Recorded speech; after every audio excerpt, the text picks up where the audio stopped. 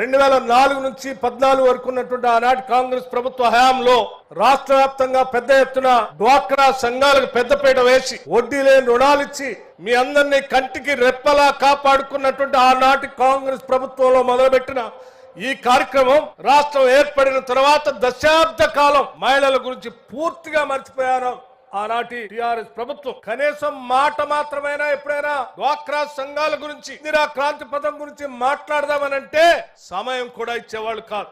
లక్షల కోట్ల అప్పు తెచ్చారు, 7 లక్షల పైబడి అప్పు తెచ్చారు. 10 సంవత్సరాల బడ్జెట్ ఆదాయము ఈ అప్పులు తెచ్చిన లక్షల కోట్లు పందికొక్కుల్లాగా తిన్నారు తప్ప రాష్ట్రంలో ఉన్నటువంటి మహిళలకి వాళ్ళ ఆర్థికంగా నిలబెడదామనేటువంటి ఆలోచన ఏమాత్రం చేయనటువంటి ఆ ప్రభుత్వ హయాన్ని కూడా చూశాను నేను. అందరి ఆశీస్సులతో, మీ అందరి దీవెనలతో ఇందిరమ్మ రాజ్యం రావాలి, వస్తే మాకు మేలు జరుగుతుందని ఆశించినటువంటి మీ అందరి కలల్ని నిజం చేయటం కోసం ఈనాటి కాంగ్రెస్ ప్రభుత్వం ఇందిరమ్మ రాజ్యం ప్రజా ప్రభుత్వం ఈ ముఖ్యమంత్రి రేవంత్ రెడ్డి గారి నాయకత్వంలో యావత్ రాష్ట్ర మంత్రి మండలి మొత్తం ఒకటే విధానపరమైన నిర్ణయం చేసింది.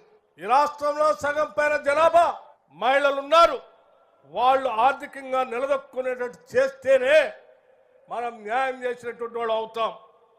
ఎన్ని ఇబ్బందులున్నా వాళ్ళందరికీ కూడా వడ్డీ లేని రుణాల్ని పెద్ద ఎత్తున పారిశ్రామికవేత్తలు చేయడానికి 20,000 కోట్ల రూపాయలు ఈ సంవత్సరం టార్గెట్ గా పెట్టుకొని చేయాలని చెప్పి ఇదే వేదిక నుంచి ముఖ్యమంత్రి ఆనాడు స్లోగన్ ఇస్తే రాష్ట్రంలో ఉన్నటువంటి వాళ్ళందరూ నవ్వారు. ఇది సాధ్యమా అన్నారు.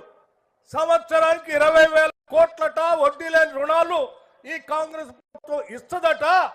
ఇక్కడ నుంచి పెద్ద స్లోగన్ ఇచ్చారు ఈ ముఖ్యమంత్రి, ఇది సాధ్యమా అని.